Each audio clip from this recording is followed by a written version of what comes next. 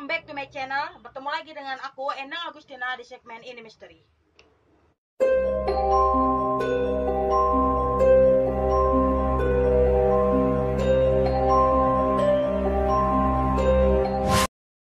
Di awal video tadi kalian sudah melihat cuplikan video tentang seorang anak kecil yang tampak lucu, bahagia, ceria. Anak itu bernama Jong-in. Jong-in nah, Mianata. 10 Juni 2019, seminggu setelah Jong-in dilahirkan. Jong-in ini dititipkan kepada seorang ibu asuh. Yang mana ibu asuh ini sangat menyayangi Jong-in. Dia merawat Jong-in dengan penuh kasih sayang. Sehingga Jong-in tumbuh menjadi bayi yang sehat, menggemaskan dan juga lucu. Ibu asuhnya ini juga sempat mengabadikan ekspresi-ekspresi lucu Jong-in melalui beberapa foto. Tapi 7 bulan setelahnya datang sebuah keluarga yang ingin mengadopsi Jong-in. Keluarga ini terdiri dari Tuan An sebagai ayah, Nyonya Jang sebagai ibu, dan seorang anak perempuan. Keluarga ini berdalih ingin mengadopsi Jong-in karena mereka ingin memberikan adik perempuan untuk anak kandung mereka.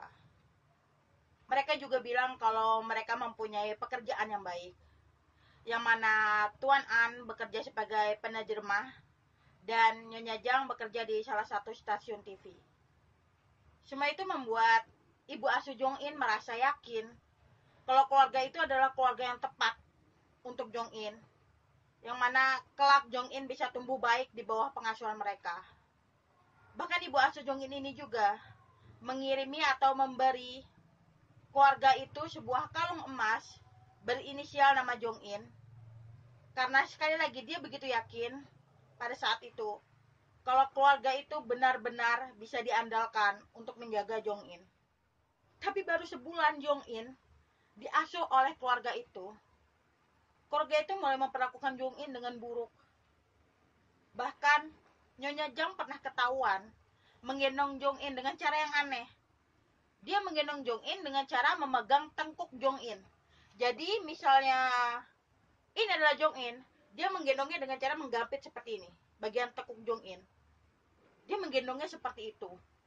Dan ketika dia masuk ke dalam lift, lebih anehnya lagi, dia meletakkan Jong-in di pegangan yang ada di lift tersebut.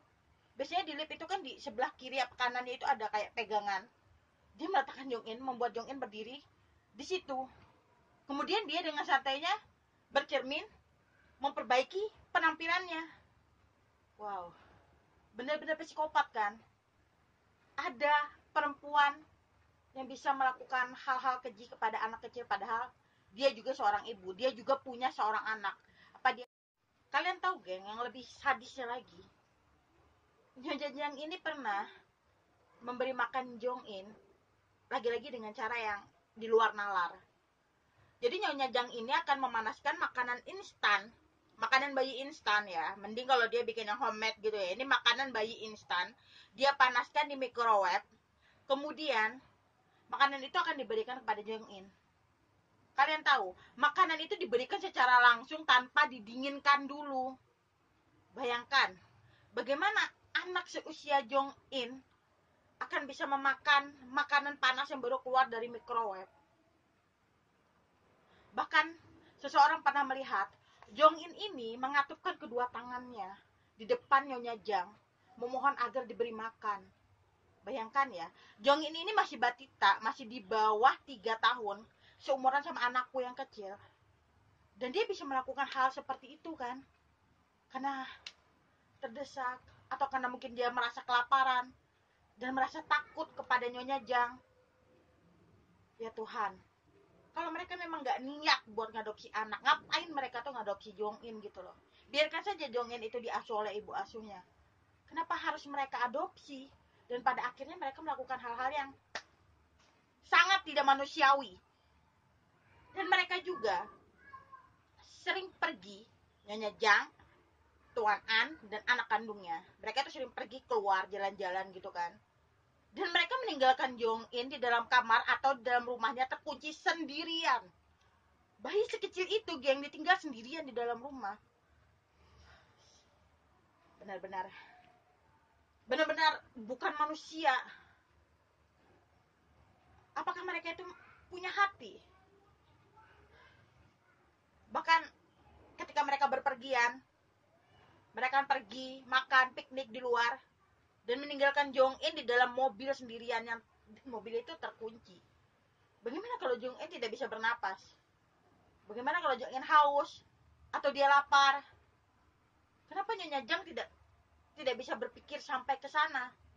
Padahal dia juga seorang ibu. Anehnya, mereka mengabadikan atau memamerkan kegiatan-kegiatan mereka mengadopsi Jong In ini di media sosial hingga pada akhirnya mereka diundang di salah satu variety show di stasiun TV di Korea, di Seoul ya. Di acara itu mereka tampil layaknya keluarga sempurna yang bahagia. Bahkan Tuan An itu pernah bilang, jika bukan hanya selebritas yang bisa mengadopsi anak, tapi orang biasa seperti dia juga bisa mengadopsi anak. Dan mengadopsi anak itu perlu dirayakan. Mengadopsi anak itu bukan hal yang memalukan. Pencitraan yang sangat bagus. Di acara itu, di tengah-tengah pencitraan yang sedang dilakukan Tuan An dan Nyonya Jang, orang-orang bisa melihat ciri-ciri perubahan fisik Jong In yang begitu mencolok.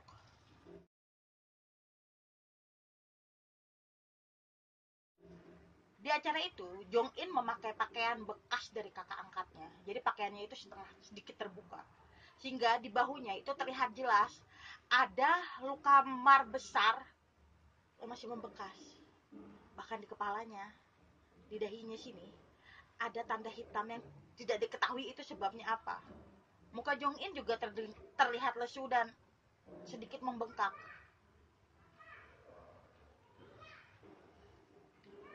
Jong In ini dititipkan di tempat penitipan anak ya, di TPA kalau orang kita bilang ya. Dan orang di TPA itu sering mendapati luka-luka memar di tubuh Jong In. Jadi mereka berinisiatif untuk memotong setiap luka memar yang didapat oleh Jong In. Dan anehnya, setiap 3-4 hari ke depan bakal ada luka memar baru di tubuh Jong In. Pada akhirnya, pada tanggal 25 Mei 2020, mereka melaporkan kejadian yang mereka temukan di badan Jong In ke kepolisian setempat. Dan saat itu Tuan An datang untuk melakukan pemeriksaan. Ketika ditanya kenapa di tubuh Jong In ini ditemukan banyak luka memar, Tuan An ini bilang kalau luka-luka memar itu berasal dari salah pijat dan juga penyakit eksim yang parah. Dan busetnya, polisi itu percaya dan tidak melakukan apapun. Dan laporan itu ditutup begitu saja. Pada tanggal 29 Juni 2020, kembali lagi ada laporan masuk mengenai keluarga itu kan. Seseorang melaporkan kalau Nyonya Jang itu meninggalkan atau menelantarkan atau mengabaikan Jong In di dalam mobil sendirian. Dan Nyonya Jang dipanggil ke kantor polisi. Sekali lagi buset ya. Polisi itu percaya sama Nyonya Jang. Saat Nyonya Jang bilang, saya tidak pernah melakukan itu, Pak. Gila kan? Padahal 2 kali ada laporan. Harusnya mereka tuh bertindak cepat dengan melakukan investigasi. Mereka harusnya menyelidiki seperti apa kehidupan sebenarnya yang dialami oleh Jong In kecil ini kan. Bahkan pada laporan pertama, saat pengasuh-pengasuh di TPA itu melapor ke polisi, Tuan An ini bilang kepada polisi kan, yang bikin mereka akhirnya mundur dan menutup laporannya, jangan curiga pada keluarga yang sudah mau mengadopsi anak. Pada tanggal 23 September 2020, seorang pediatrik itu melaporkan ke polisi kalau kemungkinan besar Jong In ini menerima siksaan. atau menerima perlakuan yang buruk. Karena Jong In ini mengalami gizi buruk. Pada saat itu Nyonya Jang dipanggil ke kantor polisi kan. Tapi kalian tahu apa yang dilakukan Nyonya Jang? Dia sedang melakukan operasi pembesaran toket. Dia lagi melakukan operasi itu kan, jadi dia perlu istirahat. Sehingga yang pergi ke kantor polisi adalah Tuan An. Ketika sampai di sana, polisi akan mengajukan banyak-banyak pertanyaan kan.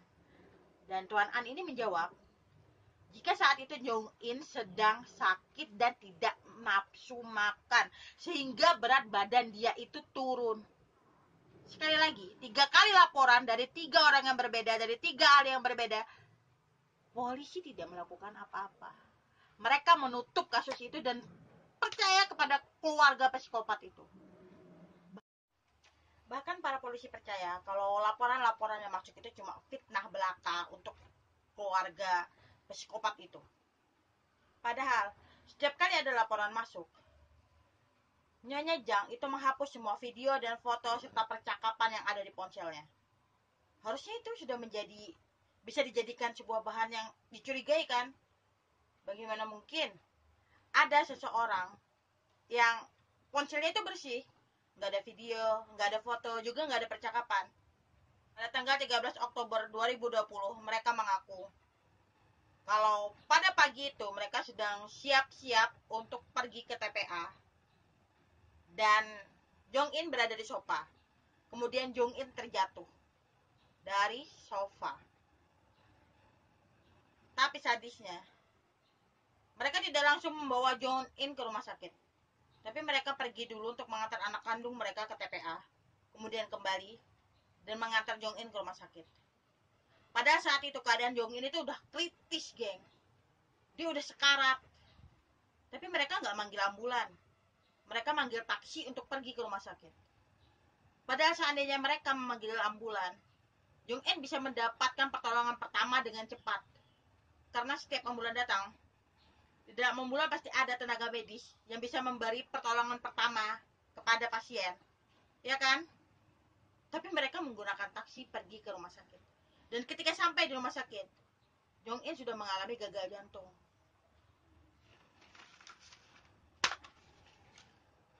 Dokter tuh terkejut ya ngelihat Jong In. Karena pada saat itu tubuh Jong In itu penuh dengan luka memar. Dan juga ada pendarahan yang sangat parah di ususnya yang luka. Serta hasil CT scan dan X-ray itu menunjukkan kalau tulang rusuk Jong In itu banyak yang patah. Selain itu, pankreas Jong In juga pecah. Kemudian Jong In dimakamkan di arboretum secara gratis.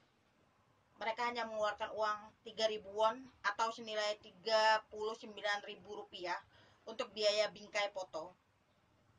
Dan mereka sama sekali tidak pernah mengunjungi makam Jong In. Seakan-akan mereka tidak menunjukkan penyesalan. Bahkan 2 hari setelah acara pemakaman Jong In, mereka mengadakan pesta Wen. Gila kan? Mereka nggak merasa kehilangan, padahal mereka baru aja ditinggal meninggal sama salah satu anggota keluarga mereka. Hingga akhirnya hasil otopsi keluar. Otopsi ini mengatakan, jika penyebab kematian Jong In adalah benturan keras dari luar yang mengakibatkan pecah perut, patahnya tulang-tulang rusuk, dan juga pecahnya pankreasnya. Padahal pankreas ini letaknya tuh di paling dalam, di dalam organ tubuh kita. Kalau pankreas ini bisa pecah, berarti kekerasan yang diterima oleh Jong In itu sangat parah. Berkat hasil otopsi itu, kepolisian akhirnya menangkap Tuan An dan Nyonya Jang. Tapi kalian tahu penyihir Nyonya Jang itu bilang apa? Penyihir itu bilang, dia tidak tahu menahu tentang luka-luka yang ada di tubuh Jong In. Padahal pada saat itu di dalam ponselnya ditemukan 800 video, di mana video itu menangkap adegan-adegan saat mereka menganiaya atau menyiksa Jong In. Tapi dia tetap nggak mau. Dia hanya mengaku kalau pada hari itu dia menggoncang-goncang tubuh Jong In karena Jong In sedikit bandel dan tidak mendengarkan ucapan dia. Jadi dia goncang-goncang dan pada akhirnya Jong In jatuh dari sofa. Tapi hasil otopsi mengatakan, jika patah pada tulang rusuk yang diderita oleh Jong In itu terjadi 2 atau 3 minggu sebelum Jong In dibawa ke rumah sakit. Berarti, selama itu, Jong In sudah menerima siksaan-siksaan dari keluarga psikopat itu. Satu hari sebelum Jong In dibawa ke rumah sakit, dari CCTV tempat penitipan anak, itu terlihat kalau perut bagian atas Jong In itu sudah bengkak. Bahkan Jong In tidak bisa berdiri sendiri. Ia berdiri dibantu oleh salah satu pengasuh yang ada di sana. Bahkan pengasuh itu juga memeluk Jong In dengan penuh kasih sayang. Pengasuh itu bilang di hari terakhir Jong In berada di TPA, wajah Jong In itu sudah tanpa emosi. Jong In jadi diam. Tidak seperti anak-anak seusia Jong In pada umumnya yang kebanyakan lincah dan cenderung tidak bisa diam. Jong In menderita saat itu dan tidak ada yang tahu bagaimana penderitaan Jong In. Kantor kejaksaan distrik setempat telah mendakwa Nyonya Jang dengan dakwaan pengabaian dan menelantarkan anak, juga dakwaan atas kasus penyiksaan anak. Tapi Nyonya Jang tidak pernah mau mengakui tentang kasus penyiksaan anak ini. Dia hanya mau mengakui kalau dia pernah meninggalkan Jong In sendirian di rumah atau di mobil selama 15 kali dari bulan Maret sampai bulan Oktober tahun 2020. Jelas aja dia cuma milih itu kan. Karena hukuman untuk kasus pengabaian atau penelantaran anak itu jauh lebih ringan daripada hukuman untuk orang yang sudah menyiksa anak. Pinter kan dia? Berani berbuat tapi dia nggak mau bertanggung jawab. Tahu nggak lebih gilanya lagi? Nyonya Jang ini bilang, kemungkinan anak kandungnya itu melompat ke atas perut Jong In sehingga Jong In ini menderita pecah perut. Gila kan dia? Dia memfitnah anaknya sendiri loh. Untuk kebebasan dirinya. Egois, gila, psikopat jadi satu.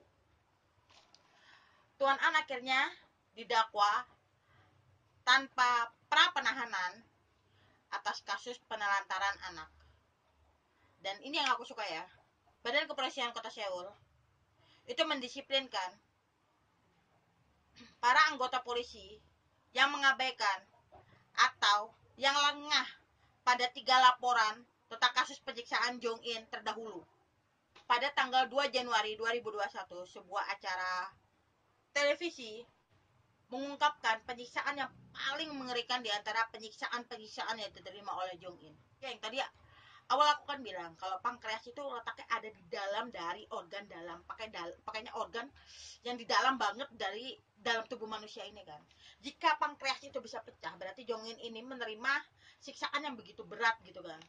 Jadi di program TV ini mereka menganalisa atau melakukan eksperimen bagaimana pankreas ini bisa sampai pecah. Menurut seorang ahli medis yang datang ke acara itu, kerusakan pankreas pada anak usia 3 tahun itu masuk ke skala 3 dalam EIS, yaitu skala yang menentukan tingkat keparahan cedera seseorang.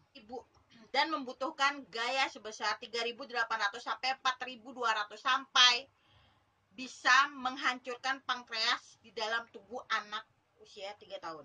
Di acara itu mereka bereksperimen menggunakan alat, di mana alat itu akan dipukul, ditendang, dan akan terlihat berapa gaya yang dikeluarkan dari pukulan dan tendangan itu. Dan mereka juga mencari salah satu staf wanita yang tinggi dan berat badannya sama dengan Ibu Jang. Jadi beberapa kali staf wanita ini memukul, menendang alat untuk pendeteksi gaya tersebut. Tapi gayanya itu cuma sampai 1.700 dan seterusnya. Nggak sampai ke 3.000-an ke atas. Tapi setelah mereka melakukan eksperimen terakhir seperti ini, staf wanita itu naik ke atas sofa, kemudian melompat ke atas alat pengukur gaya, kemudian ditemukan gaya 3.000-an lebih. Ya pada saat itu mereka tidak bilang atau tidak yakin kalau Nyonya Jang melakukan hal yang sama, naik ke atas sofa kemudian melompat di atas tubuh Jong In, tapi kemungkinan besar seperti itu. Karena hanya dengan gaya sebesar itulah pankreas di tubuh Jong In bisa pecah. Mereka juga menyimpulkan kalau apa yang dikatakan Nyonya Jang tentang Jong In yang jatuh dari atas sofa itu sepenuhnya tidak benar. Karena kerusakan-kerusakan yang ada di dalam tubuh Jong In itu disebabkan oleh kekerasan-kekerasan fisik yang lebih parah. Dan kejadian ini mengguncang Korea Selatan. Banyak orang merasa kasihan dan merasa bersalah atas kepergian Jong In. Mereka menandatangani petisi yang menginginkan kedua orang tua Jong In dituntut atas pasal pembunuhan, bukan pasal penelantaran anak atau pasal penyiksaan anak, tapi pasal pembunuhan, karena mereka berdua cocok mendapatkan pasal itu. Sampai saat ini petisinya sudah ditandatangani lebih dari 200.000 orang. Dan juga di sosial media digalakan tagar Miani Jong In, maaf Jong In atau sorry Jong In. Tagar ini digalakan untuk kesadaran pencegahan kekerasan kepada anak. Bahkan para selebritas-selebritas di Korea Selatan juga ikut menulis, berfoto, membawa sebuah kertas yang bertuliskan sorry Jong In, Miane Jong In, atau maaf Jong In. Bahkan Jimin BTS juga menulis di akun web versinya #Miane Jong In, dan itu cukup membuat para netizen Korea merasa salut karena Jimin menggunakan pengaruhnya untuk hal yang positif. Sehingga banyak orang yang ikut-ikutan juga membuat hashtag ini dengan harapan ke depannya kekerasan kepada anak itu sudah tidak ada lagi, dan juga berharap ke depannya laporan-laporan tentang kekerasan pada anak lebih diperhatikan dan cepat dilakukan penyelidikan. Sebagai seorang ibu, aku mau menyampaikan, kalau seandainya kalian tidak benar-benar tersentuh atau tidak benar-benar mempunyai niat yang baik di lubuk hati, ingin mengadopsi seorang anak, sebaiknya urungkan niat itu. Karena anak-anak itu bukan barang yang bisa kalian campakkan kalau kalian sudah bosan, atau yang bisa kalian buang kalau kalian sudah tidak menginginkannya. Mereka adalah manusia yang dilahirkan oleh seorang ibu. Terlepas ibu itu menginginkan anak itu lahir atau tidak, tapi mereka berhak hidup dan mereka berhak bahagia. Sampai di sini dulu pertemuan kita. Sampai bertemu di lain kesempatan. See you again.